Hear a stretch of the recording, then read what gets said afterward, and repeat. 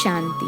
आज 3 अक्टूबर 2023 की बाबा की साकार मुरली है। मुरली के महावाक्य हैं, मीठे बच्चे, गृहस्थ व्यवहार में रहते सबसे तोड़ निभाना है, नफरत नहीं करनी है, लेकिन कमल फूल के समान पवित्र जरूर बनना है। प्रश्न है, तुम्हारी विजय का डंका कब बजेगा? वाह वाह कैसे निकलेगी?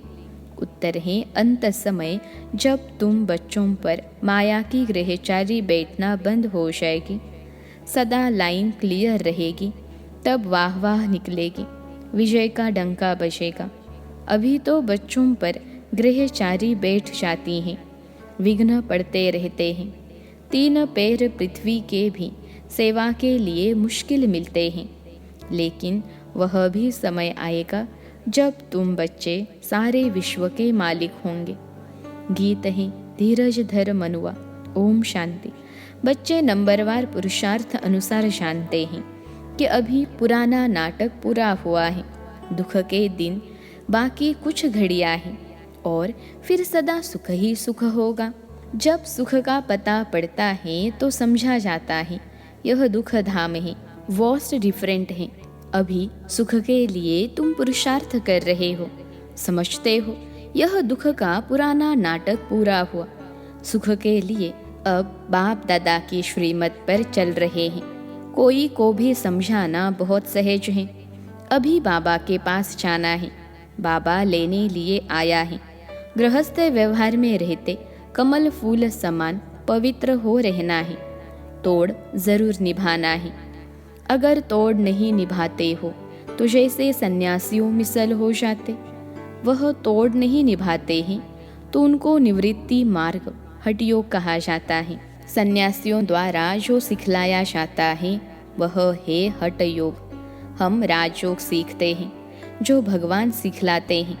भारत का धर्म शास्त्र है ही गीता, दूसरों का धर्म शास्त्र क्या है उनसे अपना कोई ताल्लुक नहीं। तुम अभी गृहस्थ व्यवहार में रहते एक बार संन्यास करते हो, फिर 21 जन्म उसकी प्रारब्ध पाते हो। उनका है हद का संन्यास और हठ योग, तुम्हारा है बेहद का संन्यास और राजयोग। वह तो गृहस्थ व्यवहार छोड़ देते हैं। राजयोग का तो बहुत गायन है। भगवान ने राजयोग सिखलाया तो भगवान जरूर ऊंचते ऊंच को ही कहेंगे। श्री कृष्ण तो भगवान हो न सके, बेहद का बाप है ही वह निराकार, बेहद की बादशाही वही दे सकते हैं। यहाँ गृहस्थ व्यवहार से नफरत नहीं की जाती। बाप कहते हैं यह अंतिम जन्म गृहस्थ व्यवहार में रहते पवित्र बनो। पतित पावन किसी सन्यासी को नहीं कहा जाता। सन्यासी खुद भी गाते हैं पतित पावन, उनको याद करते हैं। वह भी पावन दुनिया चाहते हैं, परंतु यह नहीं जानते कि वह दुनिया ही एक और है। जबकि वह गृहस्थ व्यवहार में ही नहीं है तो देवताओं को भी नहीं मानेंगे। वह कभी राजयोग सिखला न सके, न बाप कभी हठयोग सिखला सकते, न सन्यासी कभी राजयोग सिखला सकते। यह समझने की बात है। अभी दिल्ली में वर्ल्ड कॉन्फ्रेंस होती है, उनको समझाना है, लिखत में सभी को देना है। वहाँ तो मतभेद हो जाता है, लिखत में होगा तो सभी समझ जाएंगे इनका उद्देश्य क्या है। अभी तुम समझते हो हम हैं ब्राह्मण कुल के, हम शूद्र कुल के मेंबर कैसे बन सकते हैं? वा विकारी कुल में हम अपने को कैसे रजिस्टर कर सकते हैं? इसलिए ना कर देते। हम है आस्तिक, वह है नास्तिक। वह है ईश्वर को न मानने वाले, हम है ईश्वर से योग रखने वाले। मतभेद हो जाता है।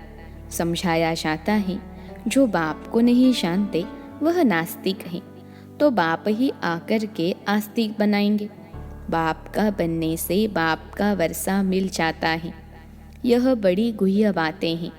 पहले पहले तो बुद्धि में यह बिठाना है कि गीता का भगवान परमपिता परमात्मा है, उसने ही आदि सनातन देवी देवता धर्म स्थापन किया। भारत का देवी देवता धर्म ही मुख्य है। भारत खंड का कोई तो धर्म चाहिए ना। अपने धर्म को भूल गए हैं।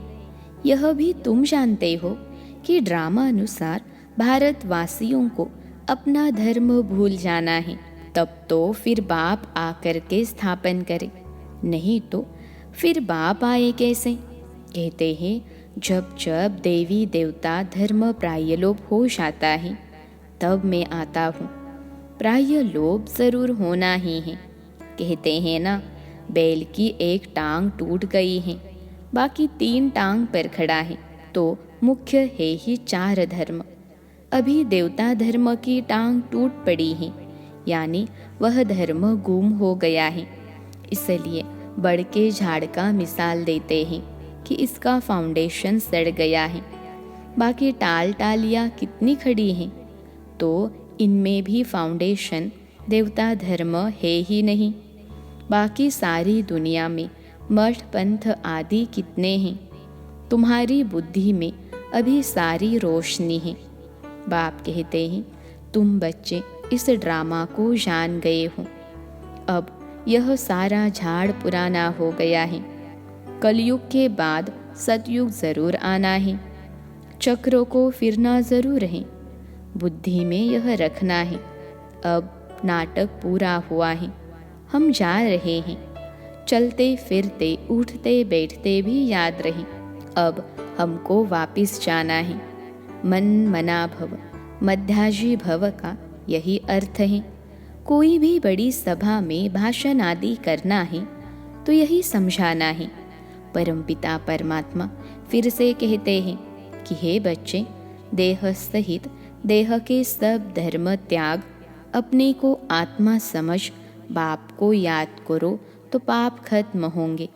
मैं तुमको राजयोग सिखलाता हूँ। गृहस्थ व्यवहार में रहते कमल फूल समान बन मुझे याद करो। पवित्र रहो, नॉलेज को धारण करो। अभी सब दुर्गति में हैं। सतयुग में देवताएं सदगति में थे, फिर बाप ही आकर सदगति करते हैं। सर्वगुण संपन्न 16 कला संपूर्ण, यह है सदगति के लक्षण। यह कौन देते हैं? बाप। उनके फिर लक्षण क्या है? वह ज्ञान का सागर है, आनंद का सागर है। उनकी महिमा बिल्कुल अलग है। ऐसे नहीं कि सब एक ही हैं। एक बाप के बच्चे सभी आत्माएं हैं। प्रजापिता के ही औलाद होते हैं। अब नई रचना रची जाती हैं। प्रजापिता की औलाद तो सब हैं, परंतु वे लोग इन बातों को जानते नहीं। ब्राह्मण वर्ण ही सबसे ऊंच। भारत के ही वर्ण गाए जाते हैं। 84 जन्म लेने में इन वर्णों से पास करना होता है। ब्राह्मण वर्ण है ही संगम युग पर। तुम बच्चे अभी स्वीट साइलेंस में रहते हो। यह साइलेंस सबसे अच्छी है। वास्तव में शांति का हार तो गले में पड़ा हुआ है। चाहते तो सब हैं शांति घर में जाए, परंतु यह रास्ता कौन बताए? शांति के सागर के सिवाय तो कोई बता न सके। टाइटल अच्छा दिया हुआ है, शांति का सागर, ज्ञान का सागर। श्री कृष्ण तो स्वर्ग का प्रिंस है। वह है मनुष्य सृष्टि का बीज रूप। कितना रात दिन का फर्क है। कृष्ण को सृष्टि का बीज कह नहीं सकते। सर्वव्यापी का ज्ञान तो ठहर न सके। बाप की महिमा अपनी है। वह सदैव पूज्य है, कभी पुजारी नहीं बनता। ऊपर से पहले जो आते हैं वह पूज्य से पुजारी बनते हैं। पॉइंट्स तो ढेर समझाई जाती हैं। एग्जीबिशन में कितने आते हैं, परंतु कोटों में कोई ही निकलते हैं, क्योंकि मंजिल बड़ी भारी है। प्रजा तो ढेर बनती रहेगी। माला में आने वाले दाने कोटों में कोई ही निकलते हैं। नारद का भी मिसाल है। उनको कहा तुम अपनी शक्ल देखो, लक्ष्मी को वरने लायक हो। प्रजा तो बहुत बननी है। राजा फिर भी राजा है। एक एक राजा को लाखों प्रजा रहती है। पुरुषार्थ तो ऊंच करना चाहिए। राजाओं में भी कोई बड़ा राजा, कोई छोटा राजा है। भारत में कितने राजाएं थे। सतयुग में भी बहुत महाराजाएं होते हैं। यह सतयुग से लेकर चला आया है। महाराजाओं को बहुत प्रॉपर्टी होती है, राजाओं को कम। यह है श्री लक्ष्मी नारायण बनने की नॉलेज। उसके लिए ही पुरुषार्थ चलता है। पूछते हैं, लक्ष्मी नारायण का पद पाएंगे व राम सीता का? तो कहते हैं, हम तो लक्ष्मी नारायण का ही पद पाएंगे, माँ बाप से पूरा वर्षा लेंगे। यह तो वंडरफुल बातें हैं ना। और कोई जगह यह बातें हैं नहीं, न कोई शास्त्रों में है। अब तुम्हारी बुद्धि का ताला खुल गया है। बाप समझाते हैं, चलते फिरते ऐसे समझो हम एक्टर्स हैं। अब हमको वापिस जाना है। यह याद रहे, इनको ही मन मना भव, मध्याजी भव कहा जाता है। बाप घड़ी घड़ी याद दिलाते हैं, मैं तुमको वापिस ले जाने आया हूँ। यह है रूहानी यात्रा। यह यात्रा बाप के सिवाय कोई करा न सके। भारत की महिमा भी बहुत करनी है। यह भारत होलीएस्ट लैंड है, सर्व का दुख हरता और सुख करता, सबका सदगति दाता एक ही बाप है। भारत उनका बर्थ प्लेस है। वह बाप सबका लिबरेटर है। उनका यहाँ यानी भारत में बड़े ते बड़ा तीर्थ स्थान है। भारतवासी भल शिव के मंदिर में जाते हैं, परंतु उनको पता नहीं है। गांधी को जानते हैं, समझते हैं वह बहुत अच्छा था, इसलिए जाकर उन पर फूल आदि चढ़ाते हैं, लाखों खर्च करते हैं। अब इस समय है ही उन्हों का राज्य, जो चाहे सो कर सकते हैं। यह तो बाप बेट गुप्त धर्म की स्थापना करते हैं। यह राज्य ही अलग है। भारत में पहले पहले देवताओं का राज्य था। दिखाते हैं असुरों और देवताओं की लड़ाई लगी, परंतु ऐसी बातें तो है नहीं। यहाँ तो युद्ध के मैदान में माया पर जीत पाई जाती है।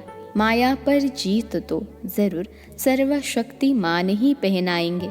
बाबा ही रावण राज्य से छुड़ाकर राम राज्य की स्थापना करा रहे हैं। बाकी वहाँ लड़ाई आदि की बात होती नहीं। अभी देखेंगे तो सृष्टि में सर्वशक्तिमान इस समय क्रिश्चियन लोग हैं। वह चाहे तो सब पर जीत पा सकते हैं, परंतु वह विश्व के मालिक बने, यह कायदा नहीं। इस राज को तुम ही जानते हो। इस समय सर्वशक्तिवान राजधानी क्रिश्चियन की है, नहीं तो उन्हों की संख्या कम होनी चाहिए, क्योंकि लास्ट में आए हैं। परंतु 3 धर्मों में यह धर्म सबसे तीखा है, सबको हाथ कर बैठे हैं। यह भी ड्रामा बना हुआ है। इनके द्वारा ही फिर हमको राजधानी मिलती है। कहानी भी है, 2 बिल्ले लड़े, मक्खन बीच में तीसरे को मिल जाता है, तो वह आपस में लड़ते हैं। मक्खन बीच में भारतवासियों को ही मिलना है। कहानी तो पाई पैसे की है, अर्थ कितना बड़ा है। मनुष्य कितने बेसमझ हैं। एक्टर होते हुए भी ड्रामा को नहीं जानते, बेसमझ हो पड़े हैं। समझते भी गरीब हैं। साहूकार लोग कुछ भी नहीं समझते। गरीब निवास पतित पावन बाप गाया हुआ है। अब प्रैक्टिकल में पार्ट बजा रहे हैं। बड़ी बड़ी सभाओं में तुमको समझाना है। विवेक कहता है कि धीरे धीरे वाह वाह निकलेगी, लास्ट मोमेंट में डंका बजना है। अभी तो बच्चों पर ग्रहचारी बैठती हैं, लाइन क्लियर नहीं, विघ्न पड़ते रहते हैं। यह भी ड्रामा अनुसार पढ़ते रहेंगे। जितना पुरुषार्थ करेंगे उतना ऊंच पद पाएंगे।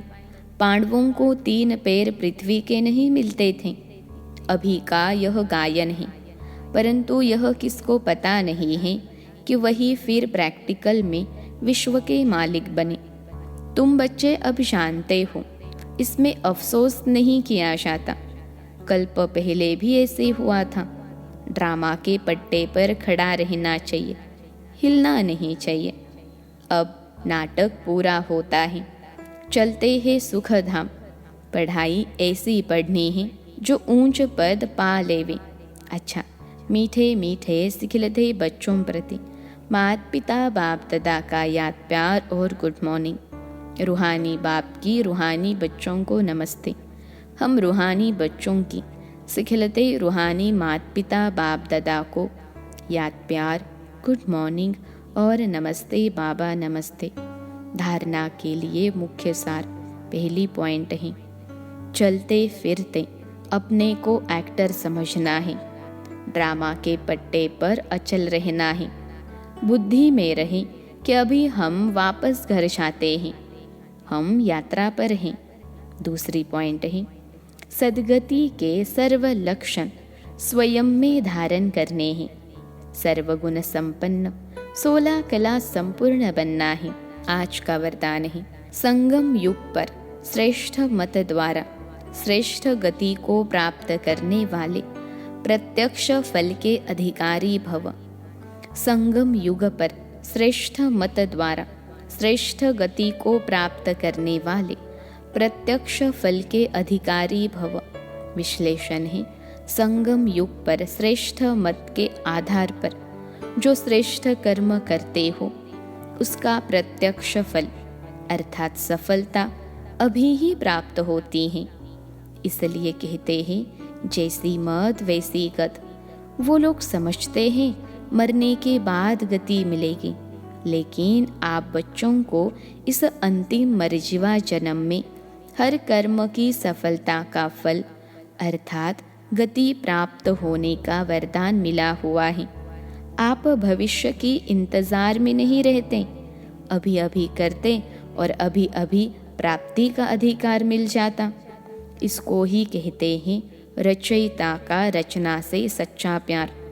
आज का स्लोगन है, दृढ़ संकल्प से हर कदम में बाप को फॉलो करने वाले ही संपन्न बनते हैं। दृढ़ संकल्प से हर कदम में बाप को फॉलो करने वाले ही संपन्न बनते हैं। अच्छा, ओम शांति।